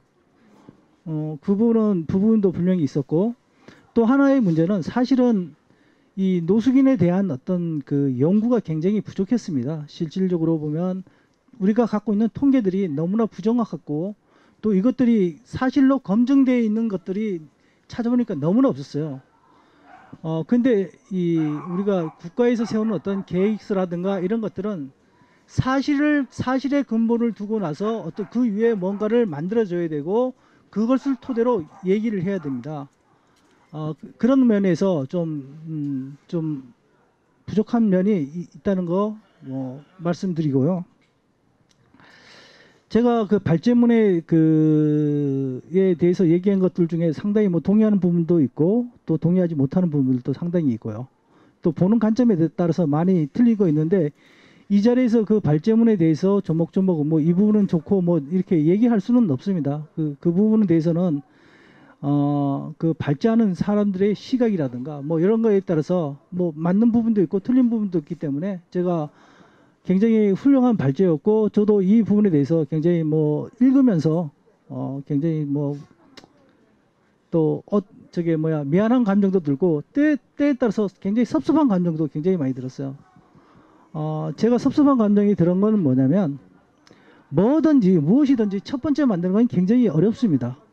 여러분들이 생각하는 이상으로 어렵고 그런 부분들에 대해서 조금 더 저는 이 종합계획을 내면서 사실 그 전에 어떤 분들에 의한 그 학자분에 의해서 뭐 연구됐던 부분들이 있었는데 훨씬 그거보다 더 진일보하게 만들었다고 개인적으로 생각했고 그런 평가들이 나오리라고 한 번쯤은 뭐 부족한 점이 많이 있겠지만 그렇지만 우리가 이게 첫 번째고 이런 부분에 대해서 우리가 조금 더 발전할 수 있는 방향으로 가자라는 어떤 그런 얘기들이 좀 더 많이 나오길 바랐는데 역시나 오늘 이 자리에 나오니까 뭐 그런 부분보다 부정적인 면을 많이 말씀해 주시는데 저 개인적으로는 그 부정적인 면에 대해서 뭐 일부 수긍하는 면도 있고 또 어떻게 생각하면 너무 순수한 얘기만 하시는 것 같은 어떤 그런 것들도 좀 느꼈다는 말씀드리겠습니다.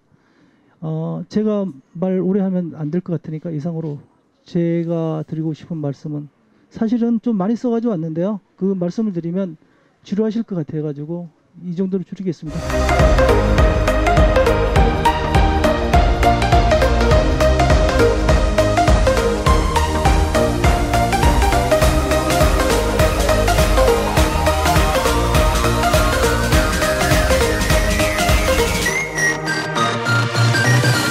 저희 이제는 그 여기 방청객으로 청중으로 앉아 계시는 분들이 혹시 여기 토론이나 발제한 분들한테 질문이 있거나 혹은 의견을 주시고 싶은 게 있으시면 제가 이렇게 지적을 하면 말씀을 해주시면 좋겠습니다.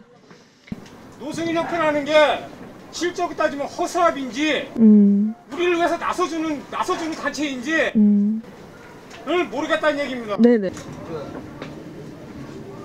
나는 홈리스와 어떤 분한테 질문을 하시겠습니까? 복지부 사무관님께. 네. 여쭤볼게. 홈리스와 우리 같이 쪽방 사는 사람과 차이가 뭡니까? 아까 말씀을 했잖아요. 다 이렇게 아우르기도 뭐 하다. 맞죠? 그래서 아우르기도 뭐 하다. 그러니까 그 차이가 뭐냐고 조금 궁금합니다. 그죠? 네네. 그리고 내가 지금 원하는 건 입법부에서 하나 나와야 되는데 입법부는 안 나오고 우리만 갖고 뭐 하자는 것도 아니고 딱 행정부에서 한 분 나오셨네요. 그죠? 근데 조금 기분이 안 좋습니다. 이 법 만드는 데가 입법부인데 맞습니까? 안 맞습니까? 네, 맞습니다. 예, 근데 입법부에서 하나도 안 나서 지금 요 준비해 놓은 건 뭐 부안 뭐 국회의원님이라 그러는데. 그러네요. 예? 예? 나는 진짜 그냥 여기도 아마 어딘가에 앉아 계신다고 아까 합니다. 그러니까 그냥 내가 여쭤보고 싶은 게 그겁니다. 뭐 행정부에서 나왔으니까 서울역 지금 이 주변에 암 환자 거리 노숙인들이 많이 있습니다. 지금 한 분은 폐암 말기인데도 난장을 까면서 항암 조사를 맡고 다닙니다. 제가 또 하나 일을 데리고 댕긴 노숙인 형제분은 혈액암 말기인데 국립의료원을 가니까 처음에는 몰라갖고 갔습니다. 얼마 안 된 일입니다. 보람의 병원을 보내가지고 거기서 갔더니 항암 치료만 해준다고 그러면서 입원을 이제 며칠 했는가 봐요. 조사하면서. 그런데 그 형제가 보람의 병원에서 퇴원을 시켜가지고 지금 부모 형제도 없고 갈 데가 없는데 모 교회 공동체에서 지금 항암 치료를 받고 있습니다. 근데 거기서는 암 환자라는 것은 정성과 또한 이렇게 좋은 이렇게 거기에 맞는 죽 같은 거 이런 걸 먹어야 되는데 짜고 매운 것을 먹으면서 지금 항암 치료를 받으러 댕겨요. 도대체 이게 어떻게 된 일입니까? 그래서요 보건복지부나 우리 그 김대희 인도주의 실천 의사협의회 지금 암 환자들이 많다니까요. 서울역 거리 노숙인 형제들이 그걸 꼭 좀 어떻게 좀 해결을 좀 해주셔야 되겠습니다. 그 대전분에 오신 분한테 질문하겠습니다. 이 노숙자라는 게 서울역이 최고 많죠.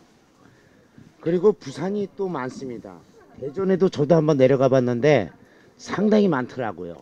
근데 서울과 부산과 대전의 그 지역적인 그 노숙의 형태가 어떻게 돼 있는가 첫 번째 질문이고요. 그럼 이제 의료 혜택에서 좀 말씀드릴게요. 아까 어디 분이 의료 혜택에 대해서 이 노숙인들은 의료 혜택을 좀 받기가 참 상당히 힘들다. 그러나 수급자분들은 좀 받기가 편하다 그랬습니다. 그러면은 이 노숙인들이 이 의료 혜택을 받을 수 있는 그런 거를 아까 이건 법조인한테 말씀드리는 겁니다. 어떤 분인지 모르겠어요. 그리고 마지막 세 번째는 일용직 다니시는 분들이 상당히 방세를 못 내고 어렵게 생활을 하고 있습니다. 그건 누구나 알고 있는 거죠. 근데 이런 사람들을 어떻게 법적으로 조금 어떻게 해줄 수 있는 혜택 그런 부분에 대해서 질문 드린 겁니다. 끝났습니다. 복지부에 계신 김창환님께 묻고 싶습니다. 아까 종합계획안을 말씀하셨을 때 부숙해하면서도 그게 만들어졌다고 말씀하셨는데요. 그 능력과 한계가 있다고 말씀하셨잖아요.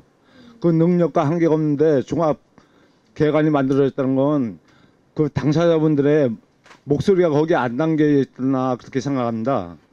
그래서 제가 말씀드리고 싶은 거는 다음에는 계획안이나 무슨 뭘 만들 때 당사자분들 가장 중요한 거 아닙니까?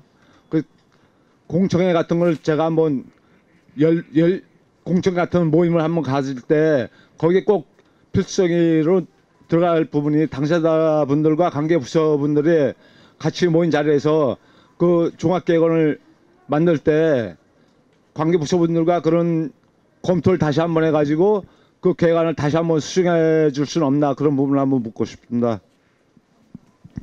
네, 당부 주셨습니다. 지금 종합계획 같은 걸 수립을 할 때 공청회 꼭 필수적이 아니더라도 꼭 당사자분들의 의견을 듣는 자리를 마련해 주셨으면 좋겠다는 당부였고요. 이렇게 오른쪽부터 대답을 들어보면 어떨까 싶습니다. 오른쪽부터 말씀드릴게요.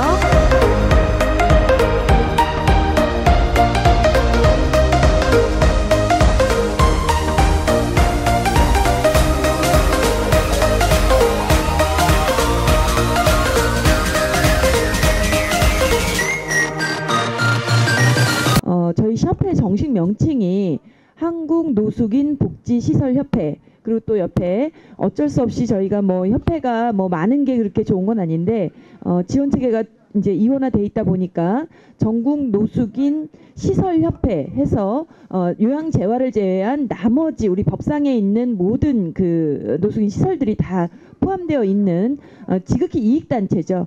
그래서 저희들은 사실 현장에 나오고는 싶지만 저희의 역할은 안에서 현장을 지원할 수 있는 체계를 만들고 또 그것을 실제로 하시는 우리 여기 활동가님들도 계시지만 시설에 계신 분들도 다 사회복지사 활동가시거든요. 그분들을 위한 교육 이런 여러 가지 일들을 하고 있습니다. 예, 현장에 나오지 않는다고 해서 현장을 모르거나 사랑하지 않거나 하는 것은 아니에요. 그래서 그런 오해 없으셨으면 좋겠고, 실제로 저희 한 3년 전에 그 서울역에서 홈리스 문화축제 하는데 막 저를 우리 그 당사자분들이 막 저를 막 욕을 하시더라고요. 그래서 난 되게 열심히 하고 있는데 나한테 왜 욕을 하시지? 그랬더니 그 이유가 이제 이렇게 뭔가 협회들은 뭔가 굉장히 좀 동떨어진 일을 한다라고들 생각하시는 것 같아요. 근데 절대 그렇지 않습니다. 그래서 그런 오해 없어지게끔 또 이런 자리 불러주셔서 너무 감사드리고요. 앞으로 자주 이렇게 현장에서 뵐 수 있었으면 좋겠습니다. 네, 저는 협회와 관련된 답변 드렸는데 어떻게 답변이 됐는지 모르겠습니다. 네, 이상입니다.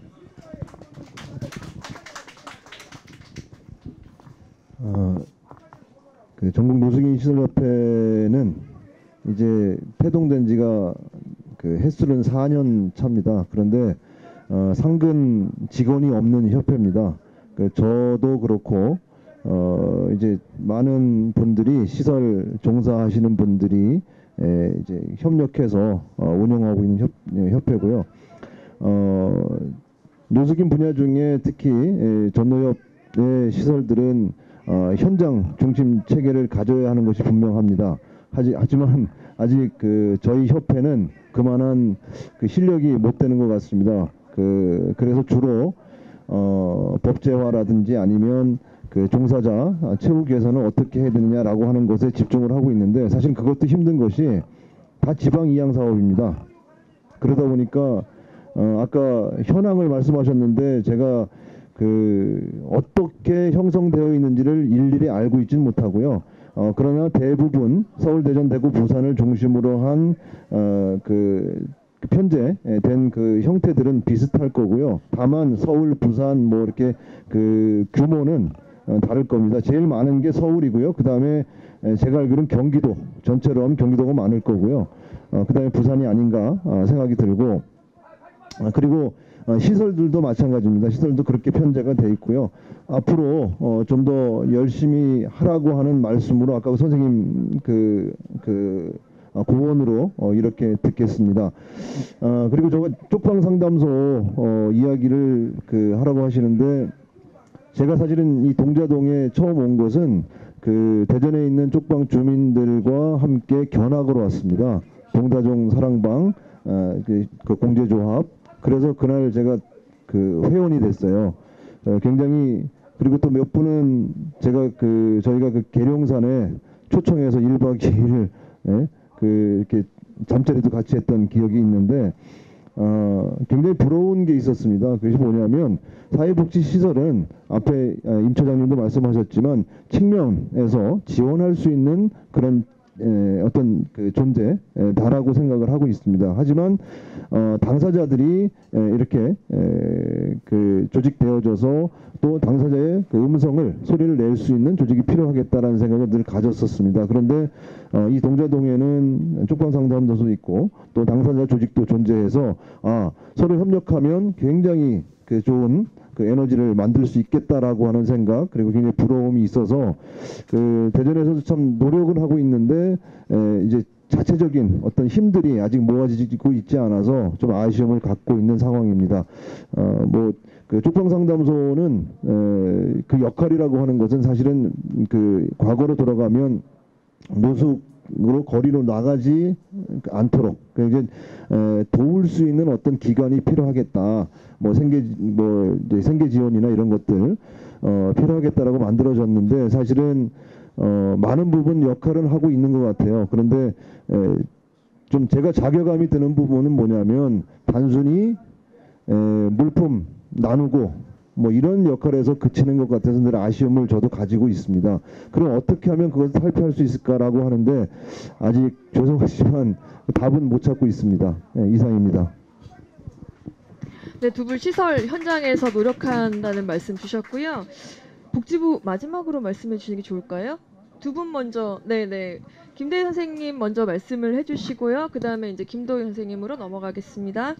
아까 질문 주신 거는 암 환자분이 계시는데 어떻게 해결을 할 수 있냐. 사실 해결할 수 있는 방법이 없습니다. 현재로 따지면.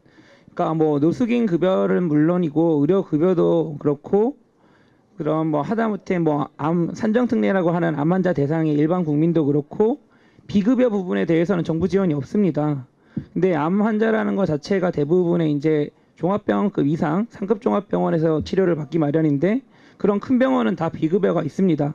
그렇기 때문에 이 부분에 대해서 현재는 대한민국이랑 국가가 갖고 있는 그런 보장 체계가 없기 때문에 결국은 손 벌릴 수 있는 거는 그야말로 그냥 아름아름 민간의 복지 이 정도일 뿐이고요. 실제로 그렇기 때문에 그거를 체계적으로 해결할 수 있는 시설은 제도 자체가 없는 거기 때문에 거기에 대한 대안도 솔직히 아직 갖고 없는 게 사실입니다. 네.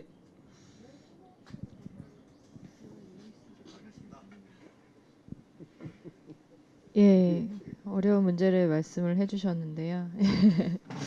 일단 명의범죄는 나눠야 됩니다. 명의 대여랑 명의 도용은 좀 나눠서 해야 됩니다. 왜냐하면 명의 대여는 어쨌든 자기가 명의를 빌려줬다는 그런 게 있기 때문에 현행법상으로는 사실 아예 무시할, 본인의 책임을 아예 이게 무시할 수가 없습니다. 그래서 차후에 세금 감면을 신청한다거나 이렇게 5억이나 되는데 어떤 이게 정말 특별한 사정이 있으면 세금 감면한다거나 그런 식으로 접근을 해야 되지, 아니면은 이분들이 홈리스이기 때문에 뭐 그런 부분에서 다 감면을 해줘야 된다. 그건 또 하나의 차별 라벨링을 하는 거거든요. 그러니까 그런 차별을 발생시킬 수 있기 때문에 그거는 또 올바른 접근은 아닌 것 같고요. 다만 이제 명의 도용이다. 정말 나는 전혀 상관이 없고 허락한 적도 없는데 그걸 사용했다라고 하면 여러 가지 방법이 있을 수 있겠죠. 일단 형사 고소를 해야 되고 뭐 대포차, 대포, 포본 이런 거 있으면은 다 이제 이동통신사나 뭐 구청 이런 데다 다 신고를 해서 뭐 민사상으로 나는 그런 책임을 질 이유가 없다라는 소송을 할 수도 있는 거고, 아까 말씀드린 것처럼 또 그것도 세금이 너무 많이 있어서 부담되신다면 뭐 그런 조세감면 신청을 해보실 수도 있는 거고. 근데 이제 요거랑 같이 가야 되는 게 이제 그 당사자분들이 조심하는 것뿐만 아니라 이제 명의도용이나 명의범죄가 발생하지 않도록, 왜냐면은 뭐 대출을 어디서 받았다 그러면은 은행이 손해 보는 거잖아요. 명의 범죄로. 그러면은 뭐 세금이 뭐 발생했는데 못 받았다 그럼 국가가 손해 보는 거지 않습니까? 그러니까 사전에 그런 게 관리가, 그 명의 범죄가 발생하지 않도록 관리를 하는 그런 것도 이제 정책적으로 함께 가야 된다는 뜻에서 이제 그런 점들을 생각해 달라고 이제 아까도 말씀을 드렸던 거고요. 이제 정신질환에 있어서 폭행이 있다. 이건 개인별로 갈 수밖에 없습니다. 개인별로 단지 사정이 다르고 이제 정도가 다르기 때문에 뭐 그건 그렇게 해야 되는 거고. 그리고 이제 가장 중요한 게 뭐 이런 명의 범죄든 뭐 형사 사건이든 이런 거에 노출되지 않는 상황이 되는 게 가장 중요하지 않겠습니까? 그러려면 이제 주거가 있어야 되고 소득도 있어야 되고 뭐 이런 의료나 뭐 상담 뭐 이런 서비스도 같이 다 받아야 그런 가능성이, 범죄가 발생할 수 있는 가능성이 낮아지는 거기 때문에 그게 이제 복지적 관점에서 중요하고, 그게 이제 또 이제 종합계획이나 이런 데 다 들어가야 된다는 그런 말씀을 드리고 싶습니다. 서울역 형제들 중에서 사망 신고가 되어 있는 사람들이 많습니다. 제가 어느 분 하나 일을 봐줬는데 참 그게 힘들더라고요. 많아요, 사망 신고가 되어 있는. 그거 좀 어떻게 저기 이 무적자에 대해서 얘기하시는 것 같은데요.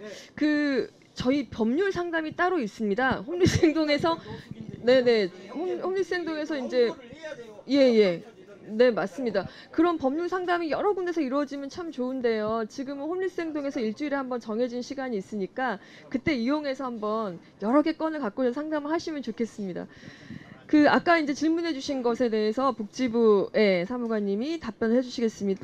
제가 말씀드리기 전에 그 아까 의료적인 문제에 대해서 잠깐만 보완 설명을 잠깐만 더 드리고 지나갔으면 좋겠습니다.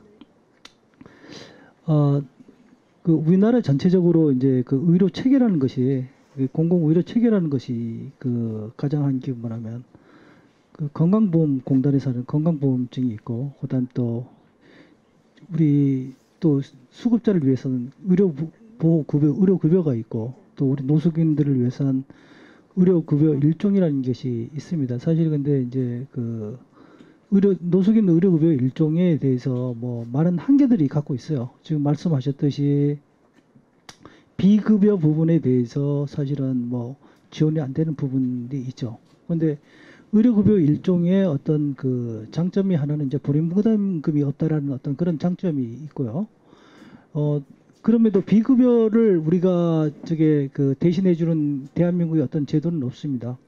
근데 다만 이제 그 저희들이 노숙인들한테 이제 지자체에다 공고사항을 하는 것들이 있어요. 그게 뭐냐면 사실은 노숙인들이 이제 그 뭐 어려운 분이 처해 있으니까 좀 비급여 부분도 좀 이렇게 그 지원할 수 있도록 예산을 좀 편성하라, 이렇게 그런 것들을 좀 얘기를 하고 있는데, 이제 아까도 얘기했지만 이제 지자체의 어떤 재정적인 실정에 따라서 이제 편성하는 데가 좀 편성 못하고 있는 데가 있다. 뭐 그런 말씀 좀 드리고요. 제가 또 말씀 이제 아까 홈리스하고 쪽방이 뭐가 틀리냐라는 어떤 말씀에 대해서 근데 홈리스 쪽방 뭐 그리고 노숙자 등 이 관계의 어떤 그 범위 설정이 사실 뭐 이렇게 저희들이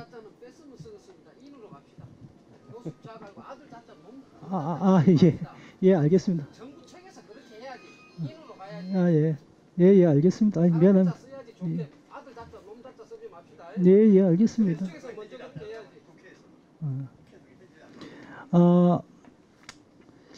그 부분에 대해서 사실은 우리가 어떤 연구라든가 사실은 그렇게 된 것들은 없어요. 사실 쪽방이라는 어떤 그 개념 자체도 법적인 어떤 근거를 가지고 이렇게 얘기하는 것들은 없습니다. 근데 뭐 저희들이 다만 뭐 상당히 뭐 좁은 곳에서 뭐 공동 화장실을 뭐 이렇게 저희들끼리만 사용하는 어떤 그런 것들이 정의는 있지만 사실 법적인 정의라든가 이런 것들도 없고, 사실 외국에 같은 경우 제가 그 노숙인 정책을 하면서 굉장히 어려웠던 중에 하나가 이제 바로 그런 것들입니다. 그 노숙인 정책에 대해서 연구하시는 학자분들이 굉장히 없어요. 왜 그러냐면 지금 우리 그 선생님께서 질문하신 것처럼 이게 굉장히 중요한 질문이거든요.